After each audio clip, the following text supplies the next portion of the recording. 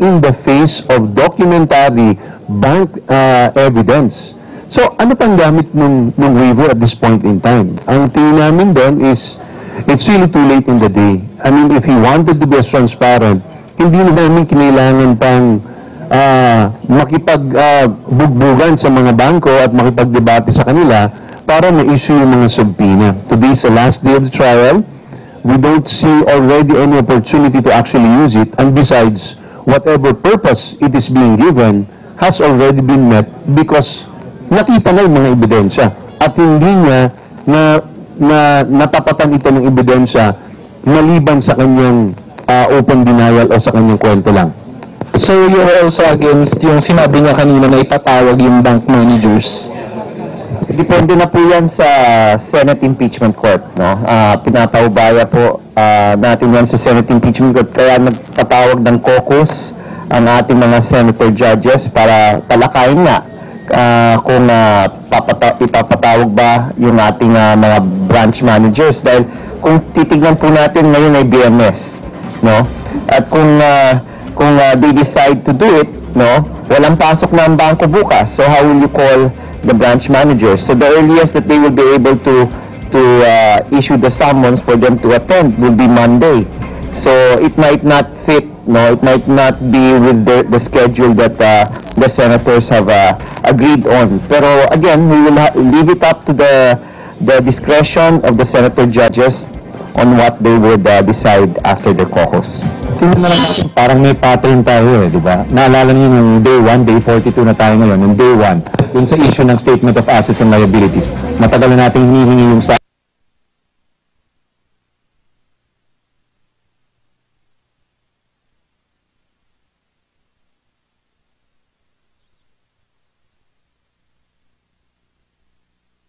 ginawa, sinabpina po ng Senate Impeachment Court, nag-object po ang defense. And nung sinasabpina na po, papunta na po dito si Enriqueta Vidal, ibibigay na po yung sala ni Chief Justice. Ano pong ginawa ni Chief Justice? Nag-issue po siya ng waiver na pinapayagan na po niya yung korte na tingnan yung kanyang salin. Hindi na po kailangan yung waiver at that point eh. Pangalawa, nag-walk out ho siya at nakita natin na gustong-gusto niyang umalis dahil nandun po yung sasakyan niya. Kung hindi po siya pinigilan ng Sergeant at Arms, ay nakaalis na po siya. At anong sinabi? Nagkasakit, may sakit, biglang nagkasakit po. So, nakikita po natin may pattern ho talaga eh. Parang nilalaro niya ang publiko, nilalaro rin po niya ang impeachment court sa tingin po namin. No?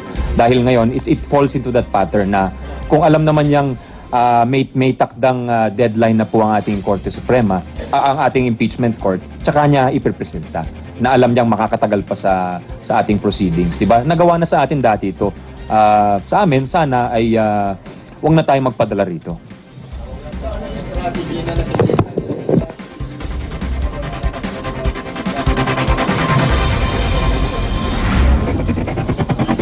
Medyo bumibili ng oras, buying time ho. Para nakita nila na medyo makalimutan sana yung effect ng Martes, ng walkout. At siguro, lumamig ng konti yung Senado sa kanila. Parang, yeah, perpetually sinusubukan bawiin, no? Yung sa tulad ng sinabi ni Congressman Sani Angara kanina is, that seems to be the pattern. Kung the defense has been very, very reactive in so far as kung ano nagiging reaction ng publiko. So nung una, sabi nila, hindi iprepresenta. Nung nakita nila na overwhelming yung sentiment of the senators and the public na kailangan magpakita, pinakita nila finally si Chief Justice. Nung sabi nga po, nung umalis at hindi naman po magsisinungaling ang video, biglang panibago po ang kwento kung bakit umalis nung Tuesday. Ngayon naman po, yung waiver noon may conditions. Ngayon po ay walang conditions dahil doon sa public reaction din doon. So perpetually they're adjusting their strategy para sa amin in their desperate attempt talaga na maka-win over yung overwhelming sentiment at this point in time laban or sa tingin namin kontra kay Chief Justice. Sir, why would he unconditionally issue such waiver at this point? Eh, nakita naman na lahat. Bakit, I mean, sa tingin nyo, bakit nyo gagawin yun? Para patagalin yung proceeding. Ay, nagsalita na yung mga senador na may decision na sila eh. And yan, here he comes na teka, wag muna kayo mag-decide dahil meron pa akong waiver. Diba? Tingnan niyo tong waiver ko. Wag natin gawing huling araw tong Biyernes na to. Diba? Sa Monday, baka may pwede pa tayong patawag. Bakit naman ganon, diba? Tama talaga, yun yung fear namin, no? Nung sinabi nga namin, in fact, one of the main reasons dun sa desisyon na bakit ayaw na namin mag-cross is we don't want to delay it any further. Dahil sa tingin po namin ay tila gusto pa nilang magkaroon pa ng extension. Hindi namin alam kung bakit. Kasi madalas lahat ng defendants gusto nila mas mabilis ang trial. But in this case, it would seem that they want to lengthen it. In the end, we will have to submit kung ano magiging desisyon ng impeachment court. But we are absolutely confident at this point in time with the amount of evidence that we have already presented, such that hindi namin yung halos 4 na linggong paghahanda doon sa cross-examination kay Chief Justice ay amin ang ibinasura dahil sa desisyon nga namin sa tingin namin hindi na kinakailangan.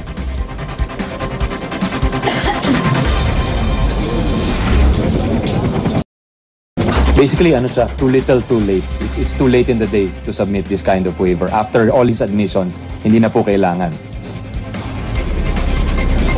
Tsaka sabi nga ng pinag-usapan kanina, no, when that final decision was made, is that in litigation practice, the best cross-examination is actually having no cross-examination.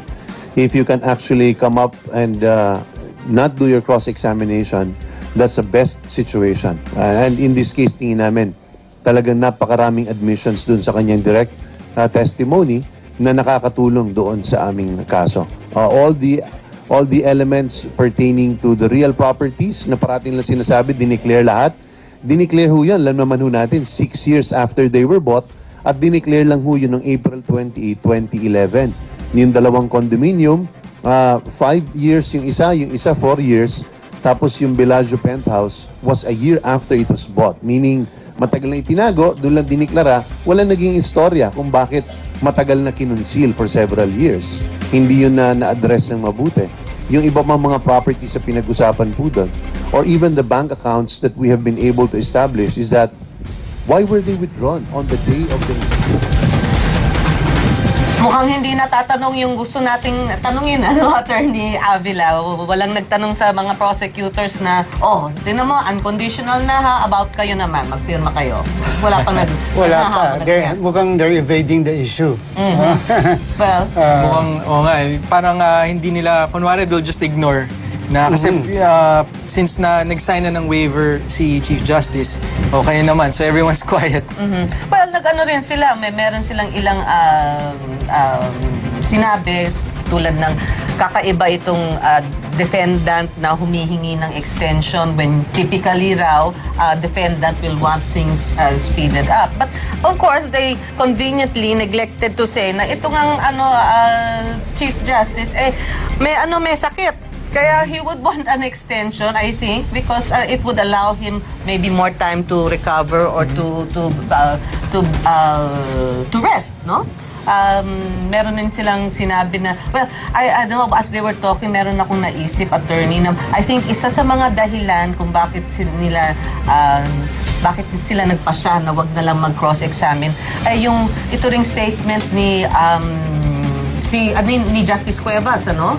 Parang in-announce niya na wala naman silang ma-offer pa na iba pang ebidensya maliban sa testimony ni CJ. Hindi sila makakabigay ng mga dokumento. At siguro I think dahil nabanggit ni Justice Cuevas yan, that's why the prosecution thought na talagang they don't need to cross-examine therefore because certainly there's no value to his word if it cannot be supported by other evidence. Well, isang rule naman sa trial practice, kung nakuha mo sa direct exam lahat ng kailangan mong kunin sa kalaban mo, wag mo lang i-cross-examine. Dahil pag cross-examine mo pa yan, baka that might give him an opportunity to clarify, correct, or spring something on you that you might not be expecting. Okay, but that was actually what I thought the purpose of the continuing the direct would have been.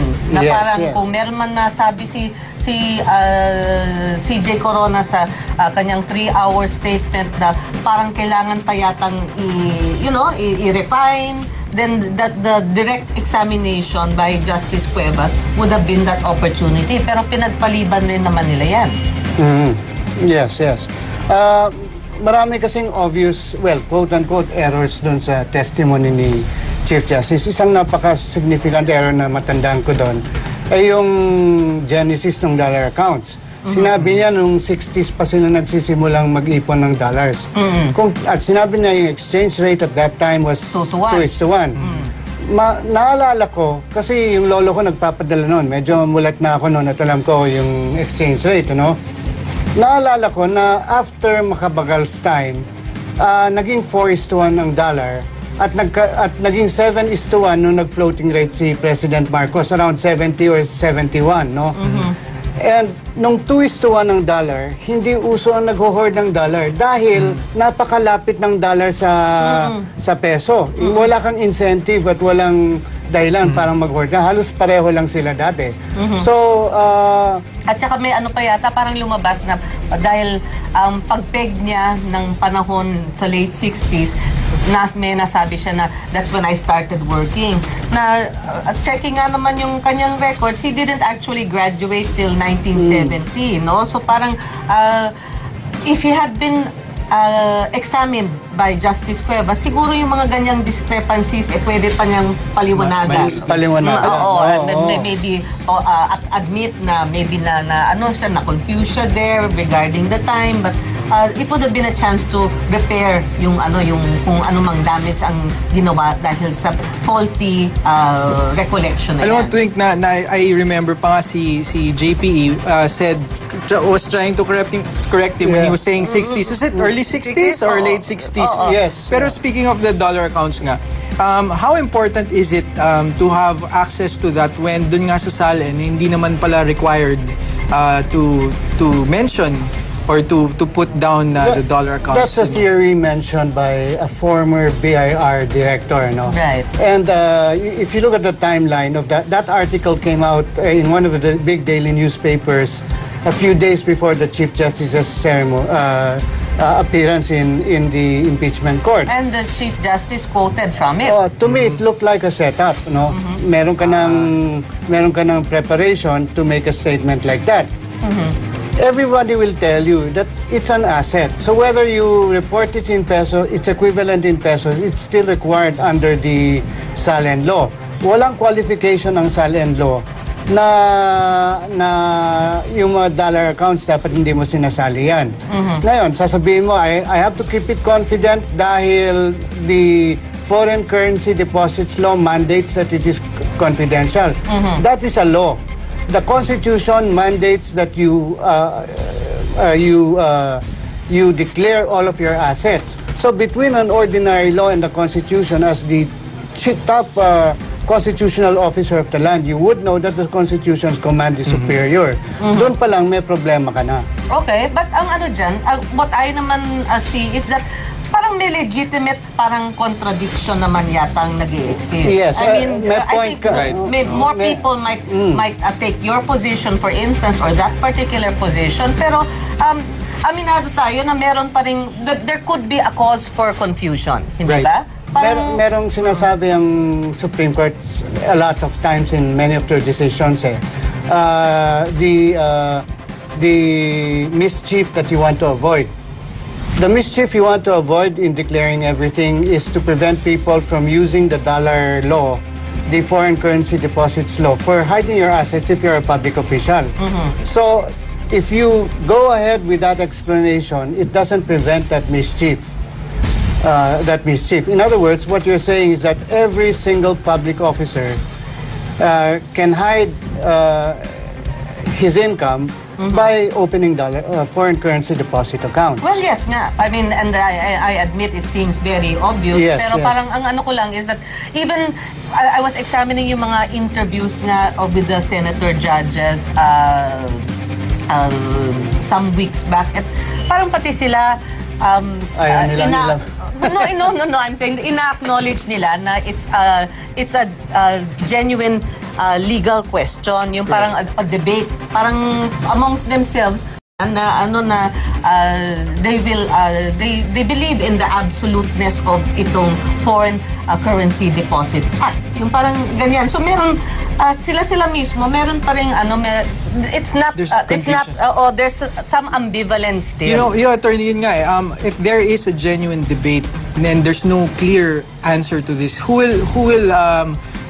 will make the decision?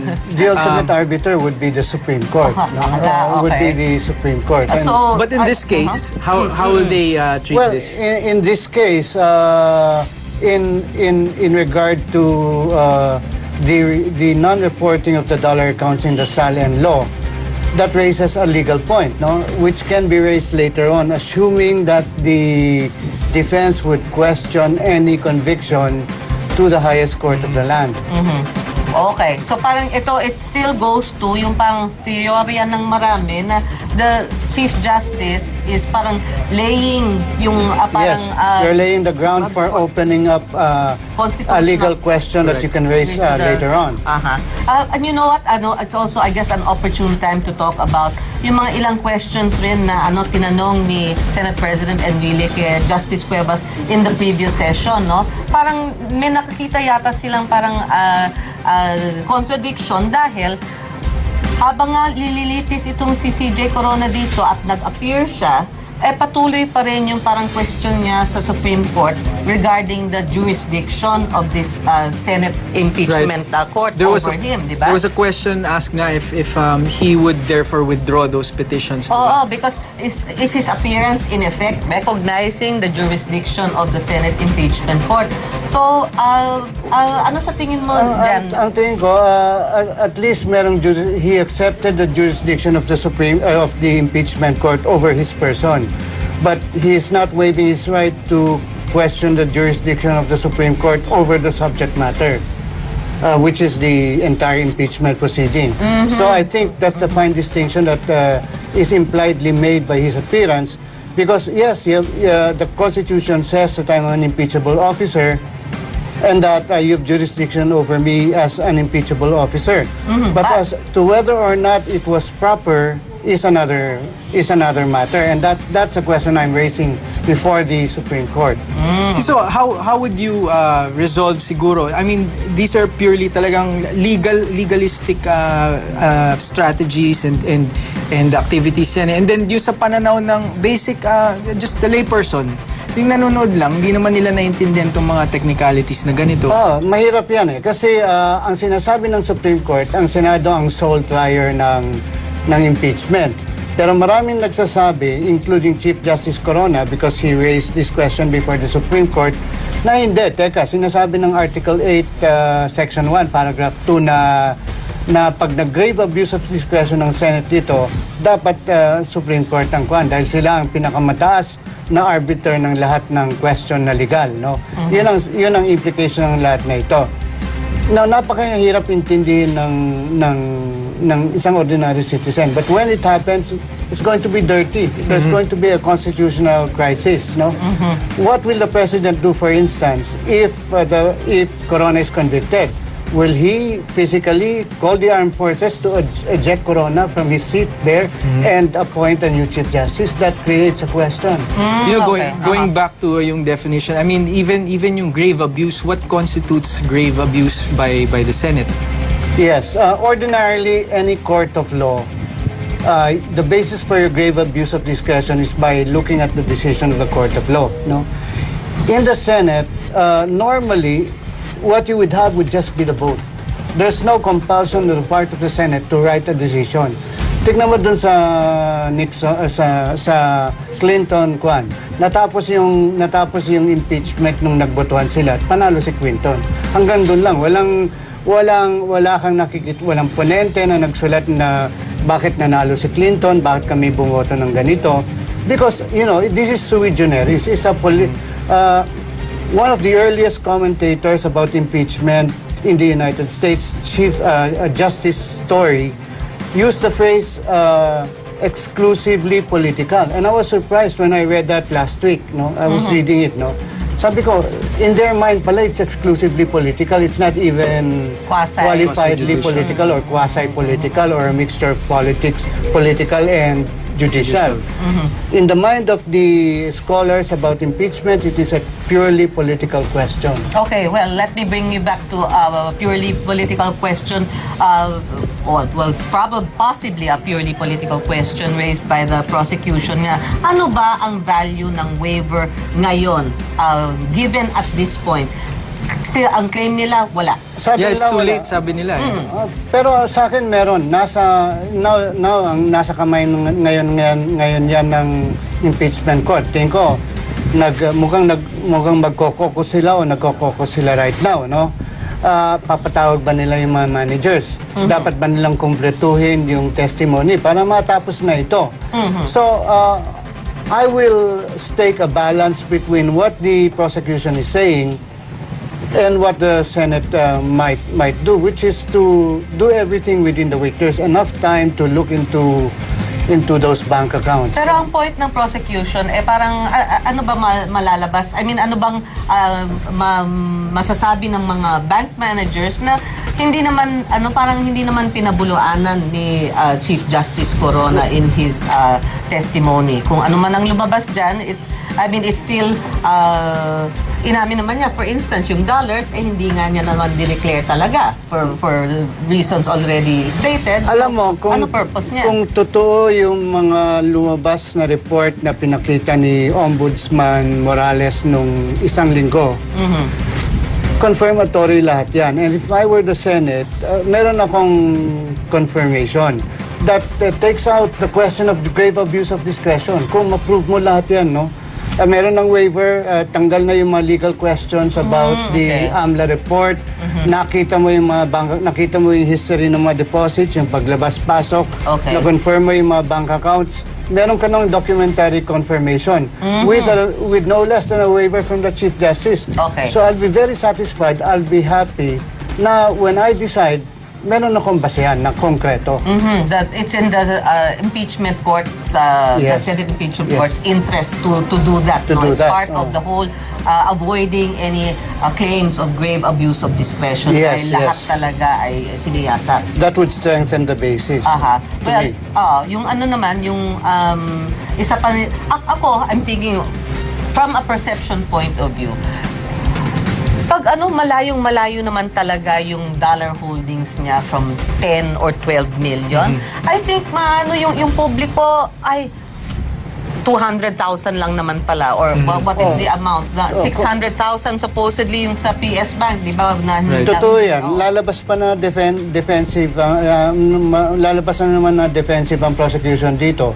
200,000 lang naman pala yan. Sinabi niyo yun, 45 ang kanyang property, 5 lang. Ngayon, eto, 12 billion, ngayon 200,000. So, puro kayo gamitin mo yung street language, drawing. Pero attorney, ang isa pang concern dyan naman kasi if kunwari, ganun nga lang, but then they may have been viewed as defensive. Pero kung tutusin mo, kung binigay naman nila kagad, ano yung masaset nilang precedent na pwede nilang buksan ang bank accounts ng mga public officials na ganun-ganun lang? Ay, oo, that's the whole, the ombudsman can cause the, correct. Di ba? You can ask the AMLAC to open on any, di ba may talagang question talaga yan for the senator judges. Mukhang maraming natakot na senador at congressman yan eh. Mukhang tinitignan nila. Alam na ba ng ombudsman ang aming bank accounts? Magagamit ba yan laban sa akin kung if I displease the powers that be? Well, that's a danger that has to be balanced by a that's why mukhang magkakaroon ng mandatory legislation after the impeachment to try to balance the powers of the ombudsman in a case like this. So you think that there cannot be but an amendment because that it has opened up a very dangerous parang I think they'll try. Upright ombudsman, she needs that to go against graft and corruption. And it's very difficult to trim her powers and expect her to do her job. But in the hands of a corrupt ombudsman, then it creates a big problem. And, luckily for the current ombudsman, she's perceived as upright, she's perceived as being fair and straight. Well, so far, I mean, And- just saying na na parang kunyari lumabas nga naman na nakatiting or kakapiranggot lang naman yung dollar accounts niya, and then it will throw all this parang question upon her na parang akala ko sabi mo at least $12 billion in fresh funds, and then lalabas pati na tinan mo, hindi mo nga ba talagang single out itong si Chief Justice? I mean, kasi mukhang inamin niya na this is the first time she's done this. No? So, anong implication nito? Mukhang tama yung sinasabi nilang may persecution na ginagawa against the Chief Justice and his family. I think that that is one of the things that the Chief Justice would like to prove by this new waiver or this unconditional waiver that he's issued now, di Alam ba? mo yung dagdag ko nga lang din dyan, dun sa 80 plus bank accounts, is it, magiging iba ba yung perception kung kunwari napatunayan, kasi ang layperson, pag sinabihan mo, may 82 accounts yan, isipin mo kaagad lahat active, lahat may laman. Pero yung 82, I mean, will it be more forgivable? Sabihin mo na lang kung yung 82 na yun, may mga accounts na open, close, one transaction lang, then it closed, and then it just added up. But may I say that Ombudsman never said it was 82 accounts At the open same time, at the yes. same time. Never. So it was, I think, being parang namanipula rin naman ni Chief Justice, nagpakawawa siya na but Alam mo, never yan sinabi niya. nung binanggit niya yung $4 accounts, meron akong $4 accounts as of December, no? As of December yan. These are masters at wordcraft. Masters at manipulating words, no? He didn't say na during the entire time, wala siyang ganitong this much dollar accounts. Ang sinabi lang niya, as of December, 4 lang ang aking dollar accounts. So, it So, was very specific. It partly negates, and in fact it partly accepts some of the allegations. Because ang ginamit niya mismong diagram yung sa ombudsman eh. So parang inaano niya lang na pinapakita niya lang na yung ilan dyan ay sinara, yung ilan dyan ay inactive na at ang natitira na lang ay 4. Pero yan nga, hindi naman talaga sinabi ni Ombudsman Carpio Morales na 82 ang existing accounts ngayon. My goodness, I think there is some reconciliation going on. Talaga naman ang drama nitong ng Corona trial, On national TV. Yes, this is Mrs. Cristina Corona and one of the Basa children. I don't know if this is Anna, but I don't think that this is Anna, no? But I suppose while they might not have actually resolved yung kanilang mga differences, I'm sure as family, Right. they It's a show of support, basically. basically. They are sympathizing, empathizing with what Mrs. Cristina Corona is going through, no? Totally separately from yung kanilang alitan tungkol sa mga properties and so forth. Very, very touching itong scene na ito, no? Yes. The Basas offered an olive branch yesterday. They all took to radio and started announcing that they want to settle the family problem even before the end of the impeachment. And I was skeptical that it was going to happen, but it looks like it's happening right now. Parang yung marami silang sinasabi tungkol sa we can move on, they continue to pray for the coronas at it really takes a very dire situation to bring a family together, no? This is a perfect illustration of that. Nakakapagod naman kasi yung endless litigation eh. I think even with the coronas who have been subject to all of this during the past 5 months, this would be a nice end to the family problem. You know, as in the case of so many parang lawsuits amongst family, pareho silang parehong tama, parehong mali, 'di ba? It's not just one person's fault. I'm sure that that it's always a combination of both. Kaya nga daw nagkaka-litigation or nagkaka-argument ng mga tao because both sides think they're right. Meron naman talaga eh. Pero both of them could be also wrong in some aspects. Right. And when it's family involved course. pa, talagang May lahat emotions ng, pa. May emotions, may mga history, may nagmi-mingle dyan, yung mga, parang things that might have nothing to do actually with the property. Nasasama sa problema. Yung mga siguro yung mga away nila nung bata pa sila, may ganyan hinanakit. Anyway, kausapin namin si Mean Los Baños para sa latest na sa loob ng plenary hall. Mean? Yes, Twink, medyo nagulat din tayo dun sa nangyari dahil habang nakabreak nga itong impeachment court, kausapan natin si Mrs. Cristina Corona dahil nung nag-hi tayo sa kanya, nagpa-unlock naman siya ng maikling interview. Sinabi pa niya na na-high blood din daw siya dahil sa nangyari kay CJ Corona. Tapos nung medyo nagbinitawan siya ng mga taga-media, biglang tingin natin, umakyat na siya at ayun na nga, nagkayakapan na sila nitong Basa family. Nagkaiyakan sila hanggang ngayon. Kung nakikita niyo sa inyong mga video, ayaw nilang pakawalan yung isa't isa. Alam naman natin na matindi rin yung pinagdaanan doon itong mga nakaraang araw dahil yung naging expose nga, kung matatawag natin, ni CJ Corona nitong Tuesday, yung naging baho ng pamilya nila Mrs. Cristina Corona. And ngayon, ito, nakikita natin si Carla Corona, talagang umiiyak pa siya. Siya yung katabi sa kanan ni Mrs. Cristina Corona. Yan, nakasmile si Carla. Ito mukhang nagpipray sila. Kung nakikita niyo sa inyong video, nakapaikot sila. Nagdarasal itong si Mrs. Cristina Corona kasama itong sila Ana Basa at iba pang miyembro nitong Basa family. Sa ngayon, ito lahat ng mga taga-media na wala yung atensyon kay CJ Corona. Si CJ Corona nakatalikod sa kanila, na-stand pa rin, nakaharap pa rin doon sa presiding judge at lahat ng camera ngayon nakatutok na kila Mrs. Cristina Corona. Twink? Yes, salamat, Mean. You know, we have to point out na yung parang yung pinagmulan kasi nitong conflict, yung legal, yung mga lawsuits na ito, ay actually yung mga magulang pa nila. So it's easier to understand na yung mga children, kung na parang na-inherit lang naman nila yung gulo, parang might actually would have had good relations among themselves until this happened eh. So it's parang easier to maybe to set aside alang-alang nga that you unburden yourself of these troubles. Tingnan mo naman, Kita-kita natin. Mukhang tuwan-tuwa naman sila lahat, sincerely. Yung if we are to recall nga, yung this is significant because the money that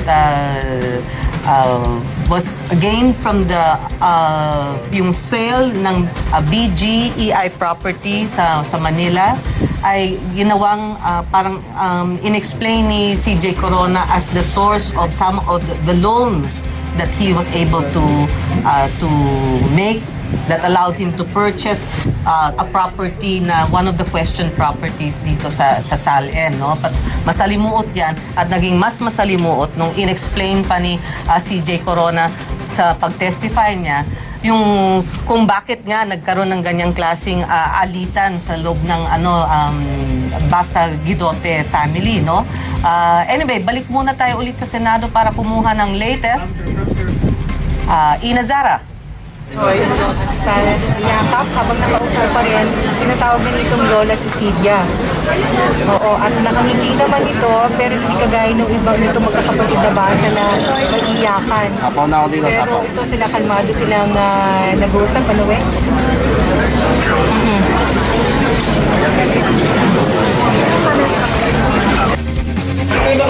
Yes, tuwing kung positibo yung nangyayari dyan sa loob ng session hall, medyo negatibo naman yung nagpirma ni Chief Justice Renato Corona sa unconditional waiver para busisiin na nga bulat-latin yung kanyang mga bank accounts sa kabibigay lamang o katatapos lamang na press conference ng kampo ng prosekusyon ay sinabi ng mga tagapagsalita ng prosekusyon na huli na raw ang lahat para nga dyan sa ginawang pagpirma ng punong maestrado sa unconditional waiver na yan. Ayon kay Representative Sonny Angara, malinaw daw na isa itong delaying tactic ng kampo ng depensa. Ang pinupunto nga nila, Twink, alam na raw ng kampo ng depensa na ito na yung huling araw ng impeachment trial. Kaya't nagtataka sila na bakit ngayon pa nagdesisyon ang punong maestrado na pumirma dito sa waiver para nga mabusisi na yung kanyang bank accounts. Ang tingin nila, ang kanilang suspecha, ginagawa ito ng prosekusyon para mapahaba at mapatagal ang impeachment trial. Hirit naman ni Representative Miro Kimbo, hindi na rin daw kailangan ang waiver na ito. Ang ipinupunto naman niya, Twink, yung mga sinabi ng punong maestrado doon sa kanyang opening statement, sapat na yon para makakuha sila ng conviction. Ang sinasabi nga nila, Twink, yung palang pag-amin ng punong maestrado na mayroon siyang dollar accounts at hindi niya ito idineklara, sapat na raw yun, kaya hindi na rin sila, nagdesisyon na rin sila na hindi na sila magsasagwa ng cross-examination dahil kumbaga kumpiyansa na sila na malakas yung kanilang kaso. Samantala, Twink, kung ano man daw ang maging desisyon ng impeachment court kung ipapatawag ba yung bank managers ng 3 bangko kung saan naroroon yung sinasabing 4 na dollar accounts ng punong maestrado, ay igagalang naman daw yan ng kampo ng prosekusyon. Twink? Ina, wala bang nagtanong sa mga kongresista kung ngayon hindi ba mas matindi ang pressure sa kanila na pumirma na rin ng waiver sa kanilang mga bank accounts? Twink, isa yan sa mga naitanong natin kanina. Ako, tinanong ko yan kay Congressman Sani Angara. Ang sabi nga niya, majority naman daw doon sa mga kongresista na nagpa-impeach nga dito sa punong maestrado ay okay na sa kanila, approve sila doon sa idea na pumirma at i-open na nga sa publiko yung kanilang mga bank accounts. Twink? Kailan pa yan nangyari? As of today, ang bilang ko, 3 pa lang eh. Hindi na 3. Kanina, Twink, yan yung tinanong natin kay Congressman Angara dahil kung babalikan nga natin, personal ko din yung tinanong sa kanya noon namang Tuesday matapos na ibigay ng punong maestrado yung hamon. Pero kanina medyo nag-iba na naman yung tone at sinabi nga niya kahit siya daw, willing siya, ready siya na pumirma doon sa waiver at isa publiko na nga yung kanyang mga bank accounts. Twink? Okay, maraming salamat, Ino Zara. Talaga naman, Ako yung ano ko dyan is, sige, so may hamon na yung mga mag-sign ng petition for impeachment, di ba? So meron, paano yung mga hindi nag-sign? Kung sabihin nila, lahat na lang tayo mag-sign. Ng waiver. Ng waiver. Kung magsasign lahat yan ng waiver, magkakaroon ka ng bandwagon effect. Kakalat yan. Magkakaroon ng pressure ngayon sa iba na mag-sign ng waiver. At kakalat rin yan sa ibang opisyal ng gobyerno. Magandang, this is a good thing. However, you look at it, no? Ang ano dyan is, hindi talaga ako makapaniwala sa sinasabi niyang karamihan raw sa mga pumirma, meaning more than 90. Ay, excuse me, as of this morning, ang alam ko tatatlo, si Ton Chitinho, si Congresswoman Kim Puhuangco, isa pang party list representative, but I don't know of anyone beyond them. I don't know rin kung as of the non-conditional waiver of Chief Justice Corona ay bigla lang bandwagon effect nga na ganyan kabilis na sila rin naman talaga papayag na. Attorney, ano sa tingin niyo yung magiging, let's say, a law that will come from this, or any amendments from the bank secrecy law, being that nagkakaroon na nga ng bandwagon effect na, sige, pag public official ka, kailangan open yung bank accounts mo? I think there would be amendments in the bank secrecy law to make it in tune with the exceptions in the peso account law, of the peso account law. In other words, there would be certain situations well defined where you could actually look into the public officers' bank accounts. So it won't be an absolute exception, absolute rule, unlike the Foreign Currency Deposits Act. The other thing is that if the Chief Justice's signing an unconditional waiver today spreads like wildfire, then it might ripen into practice, no? And every year, even together with the Salem law, everyone will have to will sign a waiver about a public official like the Ombudsman able to look into all of their bank accounts, whether these bank accounts are peso accounts or foreign currency accounts. That's a good thing that might come out of this impeachment proceeding. Balikan natin yung what we were talking about earlier, attorneys, na parang ano kaya maidudulot or lalabas? What do you think? Pag na-examine na nga itong mga bank accounts na to, how do you think it might be able to work in the Chief Justice's favor? Ano kailangan what do you think can logically come out that the Chief Justice will benefit from? Well, you know, the only issue here is, the only principal issue we have now is the non-inclusion of the dollar accounts in the SALN, no? And, excuse me, talaga, not even the amounts in pesos that na hindi naman nasama supposedly? yes, that leads us to the second one. Is that an impeachable offense? Okay. And a lot of constitutional experts are saying that the experts are divided on this point. No, some are saying it's not an impeachable offense, and some are saying it's an impeachable offense because it goes to the entire principle of public office or public trust. There's some betrayal of public trust to that extent, but that's very arguable. Okay. Attorney, yung tanong ko naman. I'm sorry, balikan. Yeah, sure. No, so please continue. So you're already granting na yung the peso accounts possibly will not do anything, prove one thing one way or another, but the dollar accounts, you're saying yan pa rin ang ang parang crux of the matter? Well, the dollar accounts, if the dollar accounts come out, depends on the extent of the dollar accounts. If you confirm the 12 million, napakalaki niyan. Where did you get the 12 million? It not only goes into the issue of the SALN, it goes into, it impliedly goes into the issue of ill-gotten wealth, no? Even if it's not one of the articles of impeachment. And it goes into the idea of betrayal of public trust. Sir, attorney, yung how much discrepancy dun sa accounts should there be for it to constitute an impeachable offense, or yung discrepancy, should it be talagang millions yung agwat, or pag konting discrepancy lang Ayan nga, mahirap. Ano ba yung malaki or malawak for one person compared to the next senator judge, di ba? Alam mo, ang sa akin, ang tingin kong isang threshold dyan, yung $700,000 account, no?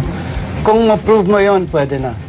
Malaki na rin yun. That's good enough. You know, what any reasonable man would perceive as napakalaki naman yan, no? Napakalaki naman yan. Untenable naman na nakuha mo lang yan bilang dyan sa mga sweldo mo bilang isang public officer. Hindi, nga siya, nagte-trade, di ba sila? Well, tapos may mga may mga commingled accounts pa kuno, may mga, di ba, marami siyang explanations for kung bakit malaki yung doon pera. tayo pupunta sa sinabi ng something I caught from the prosecution's statements earlier. Many of these are not backed up by solid evidence. Sige, you're saying I traded, no? Where's the evidence, no? Although, the point, another issue that comes here is, kanino yung burden to prove it, no? Ikaw ang nag-aakusa, yung burden goes to you to prove it, no? Interesting. Pero let's go to difference between burden in ordinary cases and burden in accountability of public officers. Sinabi ng Supreme